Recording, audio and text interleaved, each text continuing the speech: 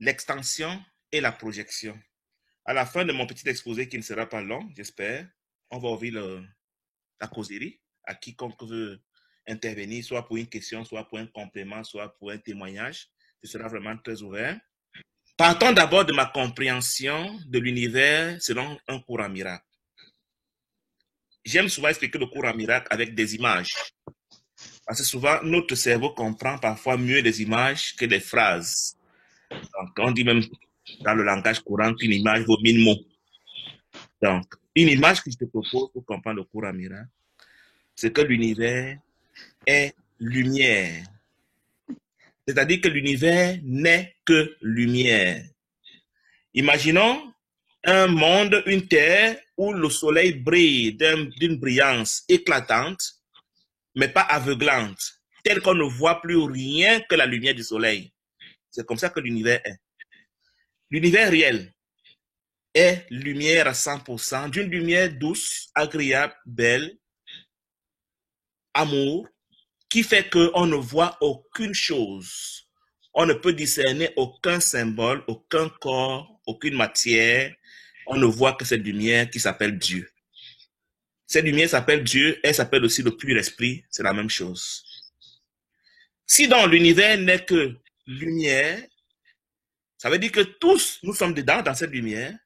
Nous savons reconnaître comme dans l'obscurité, quand nous sommes dans l'obscurité, qu'on sait que forcément notre conjoint est à côté de nous, même si nous sommes dans l'obscurité. On sait reconnaître qu'il y a Nicole dans la lumière, il y a Lucie, il y a Robert, mais on ne les voit pas comme entités isolées. On sait qu'ils sont, on a la conscience de ce qu'ils sont là, mais on ne voit pas la différence entre eux et nous parce que nous sommes tous lumière. C'est ça la réalité de l'univers, à jamais. Ça fait que, puisque nous sommes tous faits de cette lumière qui est homogène et parfaite, c'est-à-dire qu'elle ne change pas d'intensité, elle ne monte pas, elle ne baisse pas d'intensité au risque de disparaître. Nous sommes tous égaux. Parce que nous sommes tous faits de cette lumière que j'appelle dans mes publications et dans le cours en miracle, le pur esprit. Il se trouve que la seule chose qui change, entre guillemets, dans cette lumière, c'est l'intensité de joie que je ressens. C'est-à-dire que, étant une entité de lumière, j'ai la possibilité, comme dans la mitose cellulaire, de me repliquer en une autre lumière qui reste éternellement lumière, donc éternellement collée à moi. Et si on peut prendre des unités de mesure pour parler un langage imagé, et qu'on dit que je suis une mesure de joie, donc une mesure de lumière, quand je me multiplie en une seconde mesure de lumière, parce que nous restons collés, unis, je ressens 2 mesures de joie dorénavant. Et si chacune de mes 2 mesures se divise encore en plus pour faire 4 mesures, je vais ressentir 4 mesures de joie. Et pourtant, l'espace n'augmente pas.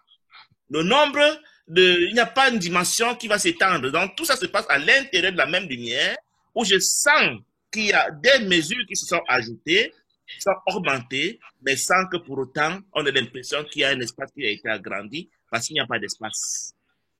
Donc, à mesure que je vais me multiplier, je vais ressentir d'autant plus de joie.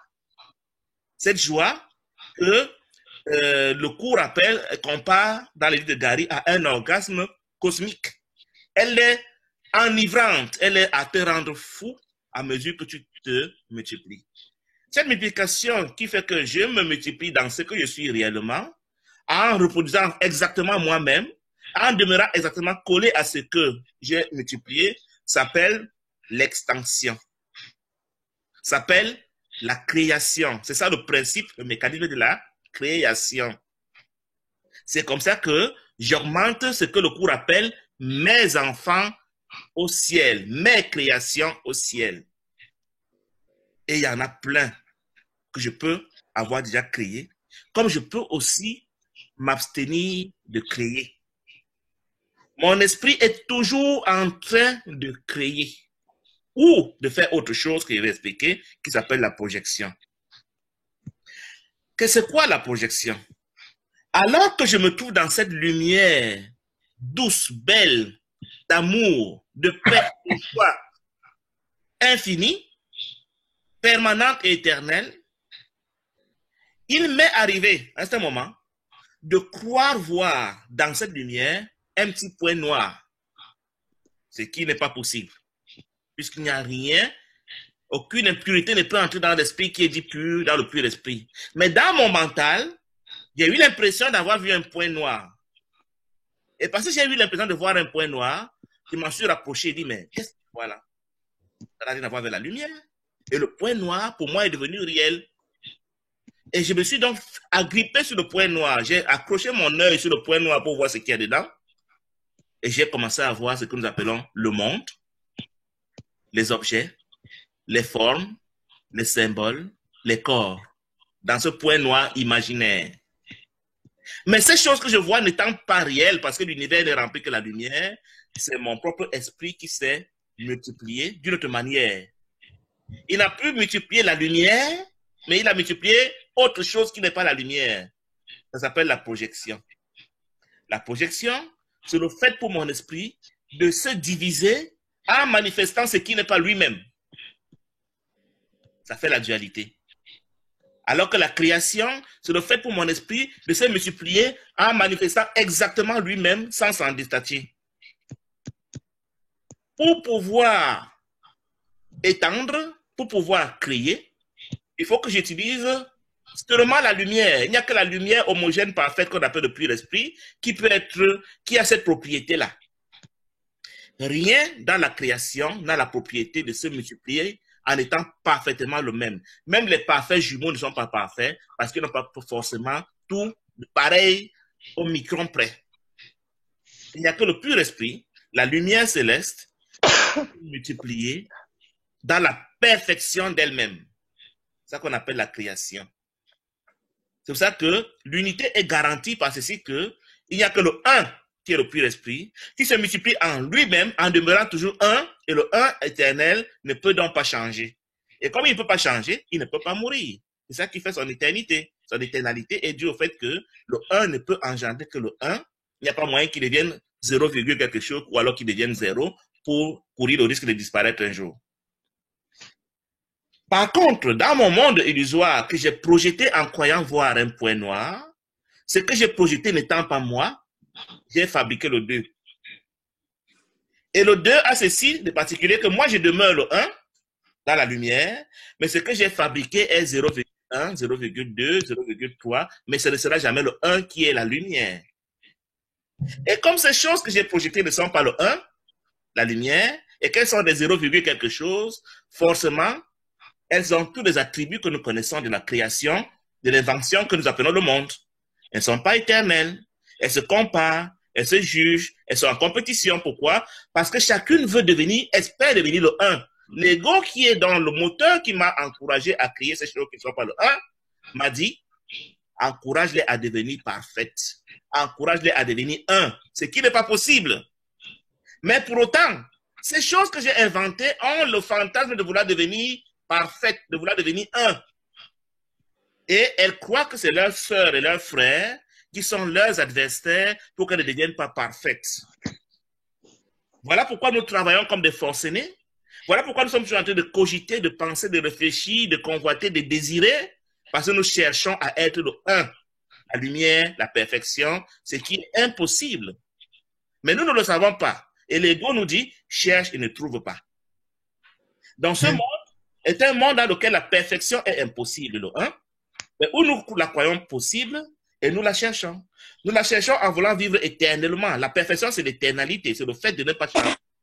Nous voulons durer dans ce monde parce qu'on a l'illusion de parvenir à la perfection, de la durabilité, de la pérennité. Nous voulons avoir tout parce qu'on croit que ce que nous n'avons pas, ce qui nous manque, le 1, on va le trouver dans les choses, dans les relations, dans les pensées, dans les études, dans les connaissances humaines et tout ce genre encore, alors que c'est impossible, c'est un rêve. Donc, tu peux choisir de croire que le 0, le monde est réel, et tu as dans la souffrance la quête de la perfection. Comme tu peux dire, pour moi, il n'y a rien à chercher. Ce que je vois là n'est pas réel. Je n'ai pas amélioré cela. Je n'ai pas de combat à mener dans cet univers illusoire. Moi, je demeure dans mon identité de lumière. Et j'ignore ce qui se passe dans ce que j'appelle dans mes publications le film ou le rêve. Ce qui n'est pas le 1. Ce qui n'est pas la perfection, ce qui n'est pas la lumière, ce qui n'est pas le pur esprit. En informatique, dans le rêve, nous avons modélisé le monde avec deux chiffres, le 0 et le 1. On appelle les bits, les nombres binaires. Dans la réalité, Dieu nous dit que la création n'est faite que d'un seul chiffre qu'on appelle le 1. Il n'y a pas de 1, ou de 0, il n'y a que le 1. Donc, nous avons pu, vous savez qu'avec l'ordinateur, on peut modéliser tout l'univers. Donc, avec le 0 et le 1, allumé ou éteint par des interrupteurs, on a modélisé le monde dans l'ordinateur. Donc, ce monde-ci est fabriqué par la dualité, par le fait qu'on a imaginé que le 0 et le 1 sont possibles. Nous sommes allés même plus loin en pensant qu'il y a des valeurs intermédiaires, ce que le cours appelle les niveaux, les intervalles, les degrés. Il n'y a pas de degré, il n'y a pas de niveau, il n'y a pas d'intervalle au ciel. Il n'y a pas d'opposé, il n'y a pas de polarité, il n'y a que le 1. Comment reconnaître que je suis dans la réalité? Quand je vois l'unité parfaite partout et toujours et à jamais. Comment je connais que je suis en train de rêver, que je suis dans le film? Quand je crois voir quelque chose qui peut changer, quelque chose qui a des opposés, des polarités, des niveaux, des grades, et que sais-je encore. C'est à moi de choisir. Le cours est venu nous apprendre à reconnaître le 1 de ce qui n'est pas réel, le 1 étant la réalité, et de faire le choix libre d'adhérer au 1 ou d'entretenir l'illusion de la dualité. Si je fais le choix libre d'être 1 et d'être dans le 1, alors forcément je suis l'égal de Dieu, mieux, je suis Dieu. Et je dois l'assumer sans complexe, sans peur. Alors mon frère est exactement moi. Parce que nous sommes tous la même lumière. On n'a pas le même corps physique. Même dans le 1, on sait reconnaître qui est qui, on sait reconnaître mes créations. Mais étant fait de la même matière qui est homogène, uniforme et éternelle qu'on appelle la lumière, le pur esprit, on ne voit pas de différence entre mon frère et moi. Pendant donc que je crois que les objets, les corps que je vois dans mon film sont réels, le cours me dit, s'il te semble difficile de comprendre le 1, commence à faire l'effort intellectuel de croire que Nicole, c'est toi, Lucie, c'est toi, Marie-Louise, c'est toi. Crois-le intellectuellement, la chose va devenir réelle pour toi.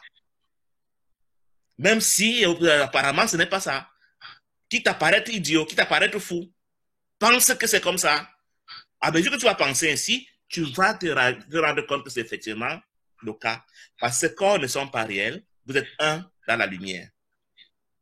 Donc, l'esprit respire. La respiration de l'esprit, c'est le fait pour lui d'étendre ou de projeter. À chaque seconde, l'esprit est en train de respirer. Et la respiration pour lui, c'est le fait d'étendre ou de respirer ou de projeter. Il ne peut pas faire autrement. S'il n'est pas en train d'étendre, il est en train de projeter. À chaque seconde, il m'appartient de m'interroger. Que suis-je en train de faire maintenant? Suis-je en train de projeter ou suis-je en train d'étendre? Quand je suis en train d'étendre, j'étends l'unité parfaite. Quand je suis en train de projeter, je projette la dualité. Donc, si je pense en termes d'unité parfaite, je suis en train de penser avec le Saint-Esprit, je suis en train de créer, je suis en train de partager, je suis en train d'aimer. C'est les synonymes. Mais quand je pense avec l'ego, alors Nicole n'est pas moi, Désiré n'est pas moi, Robert n'est pas moi, et je dois travailler à arriver à la perfection parce que je ne suis pas complet, je ne suis pas parfait, je ne suis pas légal, je ne suis pas Dieu, je suis autre chose. Mais Dieu dit, ce n'est pas réel, c'est un rêve, j'ai le droit de rêver, il me laisse rêver autant que je voudrais rêver, mais que je ne m'en fasse pas. Si je m'en rends compte que je suis en train de rêver, que je ne me culpabilise pas. Je vous ai dit que le monde est comme un point noir illusoire que j'ai vu dans la lumière. Mais Dieu ne voit pas ce point noir. Vous savez, parfois, on peut voir dans son champ visuel comme un point noir qui est permanent là, mais les autres ne le voient pas. Un point noir illusoire, parce qu'on a une maladie dans l'œil souvent, qui fait qu'on peut avoir un point noir dans son champ visuel. C'est la même chose. Ne demande pas à ton frère s'il voit le même point noir, il ne peut pas le voir. C'est ton fantasme à toi. Ce point noir qui a grossi pour devenir le monde que nous croyons réel. Au point où nous ne voyons plus la lumière parce que nous sommes obnubilés par les ténèbres que nous contemplons et le spectacle qui s'y joue, que nous appelons l'univers et le monde. Il est donc important, à chaque instant, je me demande, suis-je en train de respirer par la création ou par la projection? J'aimerais vous dire que à 99% de notre temps, 99, nous projetons. Le cours à miracle veut nous éduquer, veut nous enseigner, veut nous apprendre à créer, à partager, à aimer dans l'unité parfaite. Quand tu comprends cette nuance entre l'extension et la projection, tu ne peux plus dire à la légère, je suis éveillé, je suis illuminé. C'est des histoires. La plupart des apprenants de la spiritualité aujourd'hui, même du courant miracle, ne comprennent pas de quoi ils parlent. C'est d'une magnitude que tu ne peux même pas imaginer. La demande du courant miracle pour s'éveiller. Le fait de ne voir que le un partout, sinon rien. Si ça ne peut pas être un, alors ça n'existe pas. Si ça peut être un, alors c'est le un. C'est pour ça que Dieu ne te donne pas le Saint-Esprit à moitié. Il ne connaît pas les moitiés. Il ne te donne pas une partie de ses attributs, il garde le reste. Non, il t'a donné tout, puisque le un donne tout. Et le un, comprenant qu'en donnant, c'est lui qui reçoit, le un est pressé de donner. Parce que quand il donne, ta joie augmente. Quand il se multiplie, sa joie augmente. Alors que pour l'ego, quand il donne, il perd ce qu'il a donné. Parce qu'il ne peut pas recevoir forcément ce que l'autre est. Donc, pour l'ego, donner, c'est perdre. Et pour le un, donner, c'est augmenter. Tout le cours en miracle ne parle que de ça. Changer mon regard sur ce que je perçois. Est-ce que je vois le 1 ou je vois le 2? Le choix est le mien à jamais.